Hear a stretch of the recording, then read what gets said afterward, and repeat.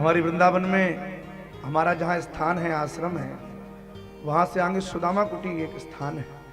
सुदामा कुटी में जाओ तो दरवाजे के पास एक पीपल का पेड़ है, बहुत बड़ा पेड़ लगा है।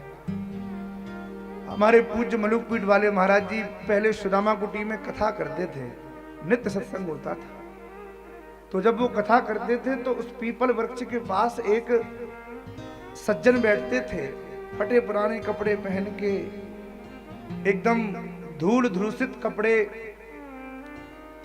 केस भी इतने बड़े हो गए थे कि उनकी अपने आप जटाएं बन गई थी, बड़ी बड़ी दाढ़ी, कोई खाने के लिए रख जाए तो खा लेते, उन्हें किसी से कोई आसक्ति नहीं थी। उनकी दशा को देख के कई बार लोग वृंदावन में कंबल बांटते हैं, कभी कुछ करते हैं, तो कई बार लोग नया कंबल उड़ा देते।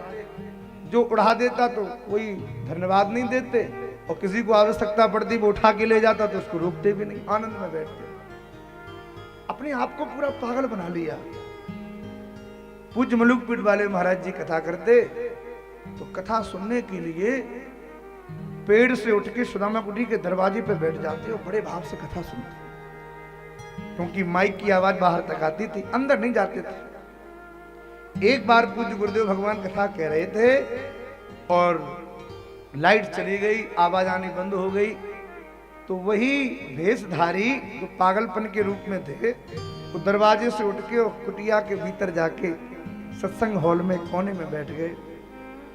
पूज्य महाराज जी ने देखा कि ये तो रोज पागलपन के नाटक में बाहर बैठे रहते हैं, इनको लोग पागल समझते, ये कथा सुनने के लिए क्यों आ गए।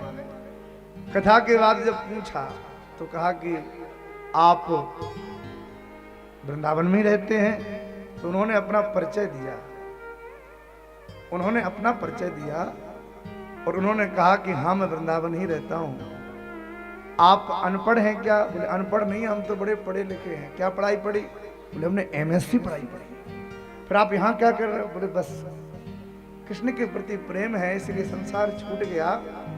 आप कोई किस जात में प्रकट हुए हो? उन्होंने परिचय दिया, मैं कानकुब्ज ब्राह्मण हूं, ब्राह्मण कुल में मैंने जन्म लिया।